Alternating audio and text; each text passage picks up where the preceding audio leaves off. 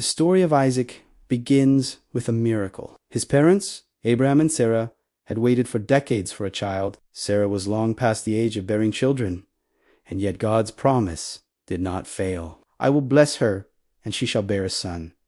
And so, in the fullness of time, Isaac was born a child of promise, a living testimony to God's faithfulness. His name, Isaac, means laughter, for Sarah had laughed when first she heard she would bear a child in her old age. But now her laughter was of joy, a celebration of God's power and mercy. Isaac grew up in the tents of Abraham, nurtured in the shadow of God's covenant. From his earliest days, he was a symbol of hope, the continuation of the line through which God's blessings would flow to the nations. But even as a child of promise, Isaac's life was marked by lessons in faith and obedience. When he came of age, God tested Abraham by asking him to offer his beloved son upon the altar. The story of the binding of Isaac, or the Akedah, is one of the most powerful testimonies of faith in all Scripture. Abraham obeyed God without hesitation. Isaac, a willing participant, submitted to his father's hand, trusting both his father and the God who had promised life. As the knife was raised, the angel of the Lord called out, "Do not lay a hand on the boy. Now I know that you fear God, because you have not withheld your son, your only son, from me." A ram appeared, caught in the thicket, and was offered in Isaac's place. The faith of Abraham and the obedience of Isaac became a timeless example of trust in God.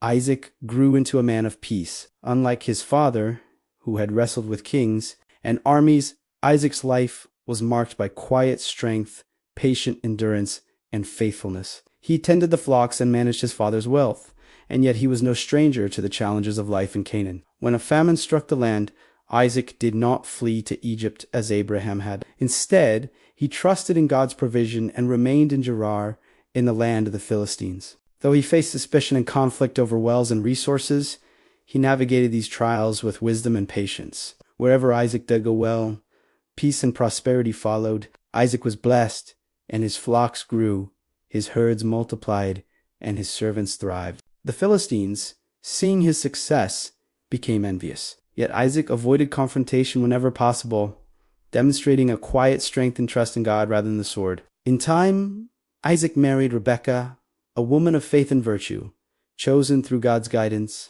Their union, blessed and divinely orchestrated, brought forth two sons, Esau and Jacob. Isaac loved Esau, the elder, for his skill in the hunt. Rebekah loved Jacob, the quiet, thoughtful son whose heart seemed drawn toward God's ways. This division of affection would later play a pivotal role in God's unfolding plan, showing that his purposes often move in ways humans cannot fully understand. In his later years, Isaac faced the challenge of passing on the covenant blessing. Nearing the end of his life, he intended to bless Esau. But through Rebekah's careful guidance, Jacob received the blessing of the firstborn. Though the deception caused temporary strife, God's will was accomplished. The covenant continued through Jacob, the son chosen to carry forward the promises made to Abraham. Isaac lived to see the unfolding of God's plan, even when it was hidden in ways he could not predict. His life was quieter than Abraham's or Jacob's, but no less significant. He embodied faith, patience, and trust in God,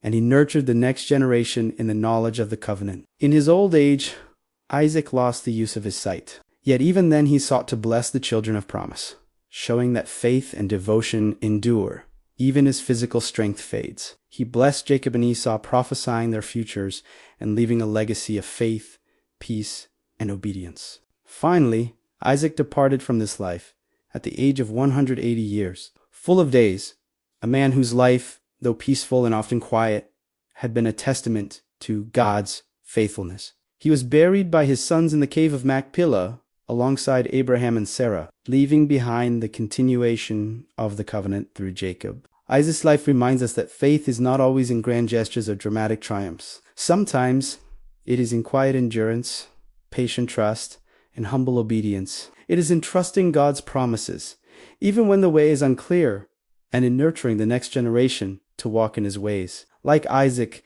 we may face famine, conflict, and uncertainty. We may not always see the full plan of God, but when we live in faith and obedience, we, too, become part of the unfolding story of God's mercy and blessing in the world. From Isaac's birth to his death, God's promise was fulfilled. From laughter and a miraculous birth to the quiet blessing of his sons, Isaac's life was a mirror of trust, faith, and enduring covenant love.